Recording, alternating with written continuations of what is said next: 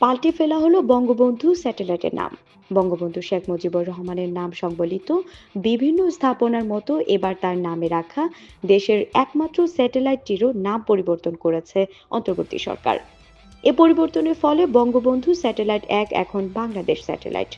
আজ সোমবার ৩রা মার্চ এ সংক্রান্ত একটি প্রজ্ঞাপন জারি করা হয়েছে সরকারের টেলিযোগাযোগ ও তথ্য প্রযুক্তি মন্ত্রণালয়ের পক্ষ থেকে।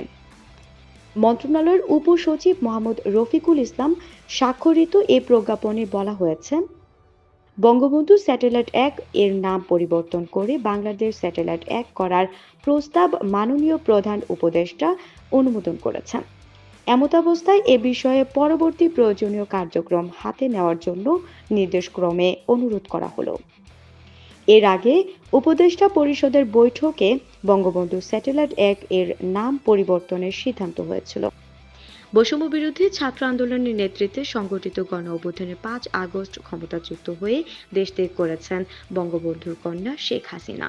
উদ্ভূত পরিস্থিতিতে রাষ্ট্রের আমূল সংস্কারের লক্ষ্য নিয়ে গত ৮ আগস্ট দায়িত্ব নেয় শান্তিতে নোবেলজয়ী অর্থনীতিবিদ ডক্টর মোহাম্মদ ইউনূস নেতৃত্বাধীন অন্তর্বর্তী সরকার। এরপর গত ৬.৫ মাসে বঙ্গবন্ধু শেখ মুজিবুর রহমান ও তার পরিবারের নাম সংবলিত বহু স্থাপনার নাম পরিবর্তন করেছে বর্তমান সরকার। সে ধারাবাহিকতায় এবার দেশের একমাত্র স্যাটেলাইটটিরও নাম পাল্টে গেল।